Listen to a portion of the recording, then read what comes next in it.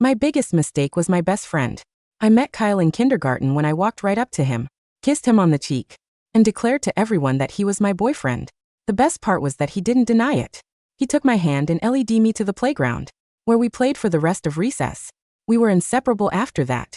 In middle school, a lot of people thought we were dating, but I realized that my feelings for him were purely platonic. I loved him like a brother and nothing more.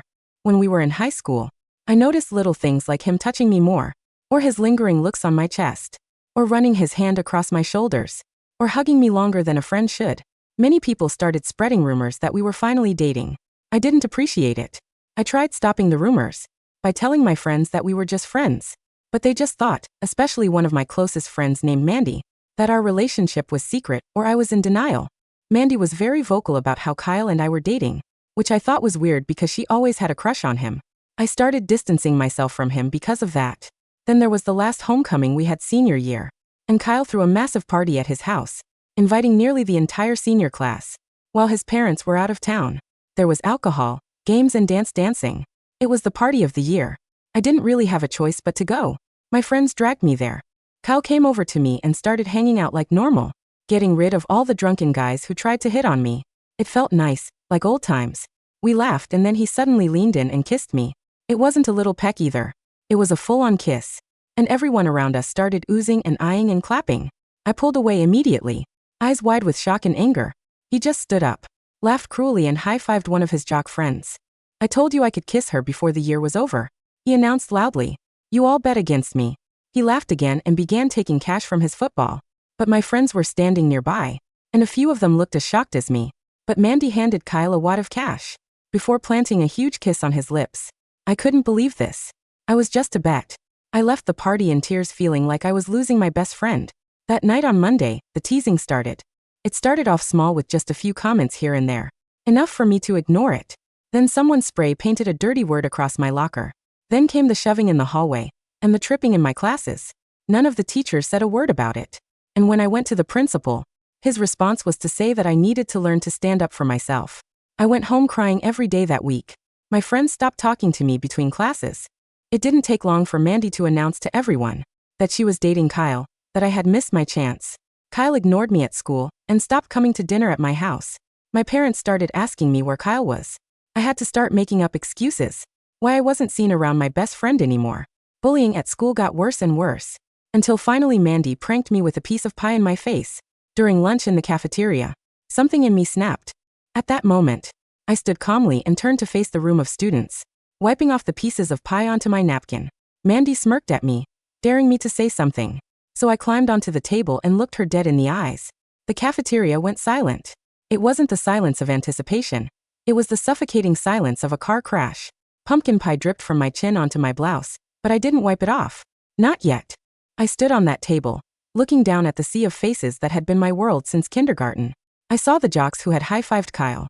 I saw the girls who had tripped me in the hallway. And in the center, I saw Kyle and Mandy. Mandy was smirking, her arm possessively looped through Kyle's. Kyle looked bored, perhaps a little annoyed that I wasn't crying yet. 12 years, I said. My voice wasn't loud, but in the dead quiet, it carried to the back of the room. 12 years, Kyle. That's 4,380 days. I reached into my pocket and pulled out my phone. I held it up. I recorded the bet. I lied.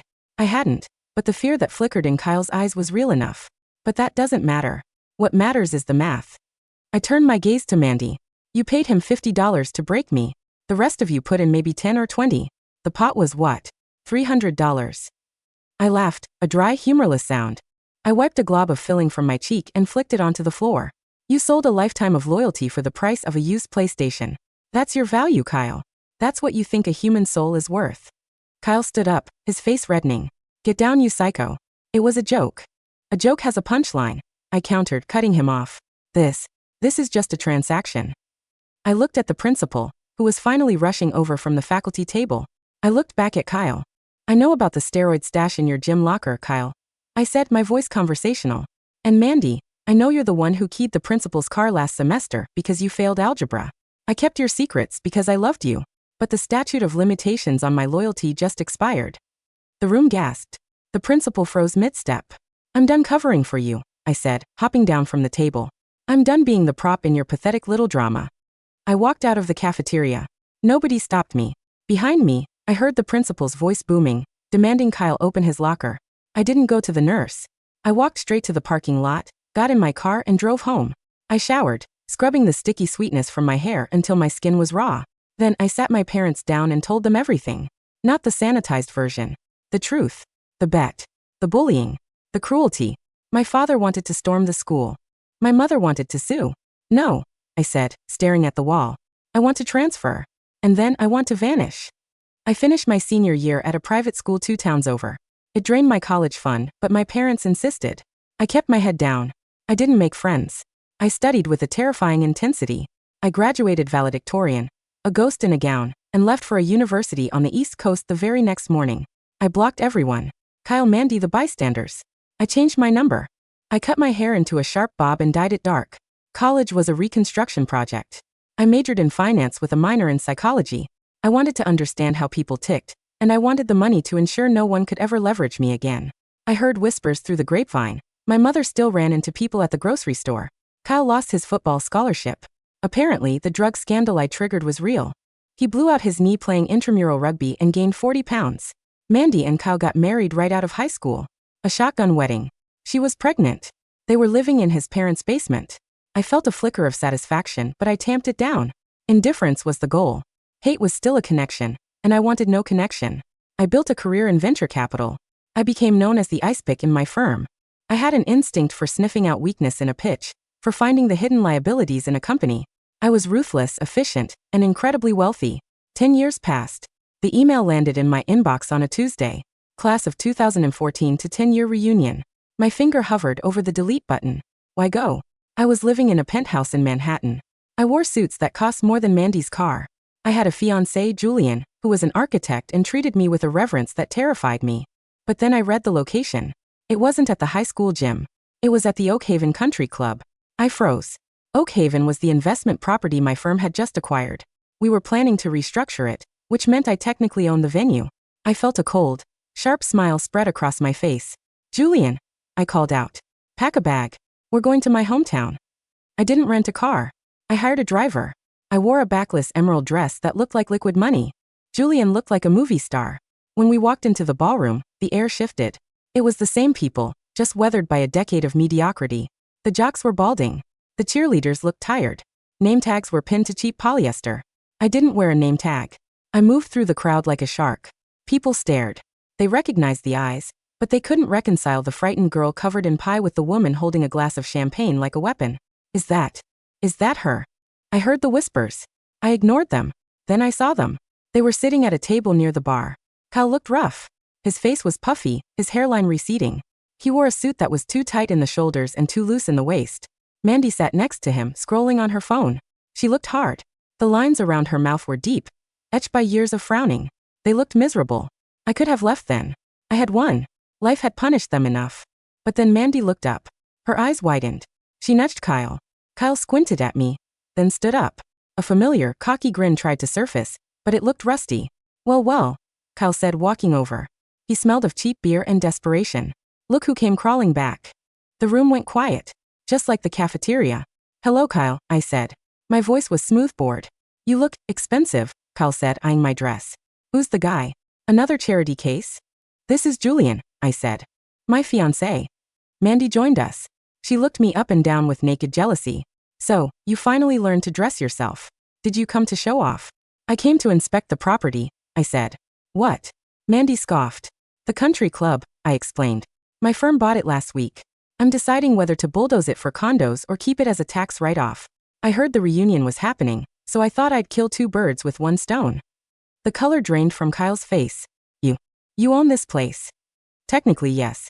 Which means I own the mortgage on your parents' house, Kyle. I saw the portfolio. They refinanced through the club's private lending arm 3 years ago. They're 4 months behind.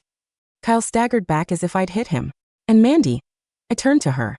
I know you're working as the assistant manager here. I saw the payroll. You've been skimming from the petty cash drawer. About $2,000 over the last year. Mandy gasped. That's a lie. I have the audit logs, I said softly. I could call the police. Or I could just fire you. Right now. In front of everyone. The circle around us was tight. Everyone was listening. You're a monster, Mandy hissed, tears welling up. You were my best friend. No, I corrected her. I was your target. You destroyed me for sport. You made me leave my home. You made me hate myself for years.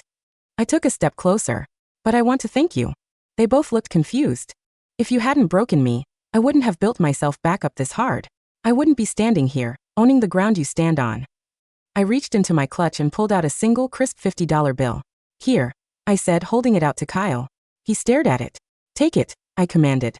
His hand shook as he reached out and took the bill. That's for the bet, I said. You won the bet in high school. You broke the girl. But you lost the war. I turned to the crowd. Enjoy the open bar, I announced. It's on me, but this building closes in 30 days. I suggest you update your resumes. I walked away. I didn't look back to see Kyle crumbling, clutching the $50 like it was a lifeline. I didn't look back to see Mandy weeping into her hands. Julian took my hand as we exited into the cool night air. That was intense, he said quietly. It was business, I said. But as we got into the car, I felt something loosen in my chest. The knot that had been tied there since senior year finally unraveled. I took out my phone and dialed my assistant. The Oakhaven deal, I said. Yes, ma'am? Proceed with the condos. No, I said, watching the lights of the country club fade in the rearview mirror. Keep the club open. Keep the staff. Except for the assistant manager, terminate her for cause. And regarding the mortgage on the Smith property, restructure it. Give them a lower rate. Julian looked at me surprised. You're saving his parents' house? His parents were kind to me once, I said. And besides, Kyle needs a place to live when Mandy leaves him. And she will leave him, now that she has no job. I smiled. It wasn't the cruel smile of a bully. It was the smile of someone who was finally, truly free. Mercy, I whispered, is the ultimate power move. I leaned back, closed my eyes, and for the first time in 10 years, I didn't dream of the cafeteria. I dreamed of tomorrow.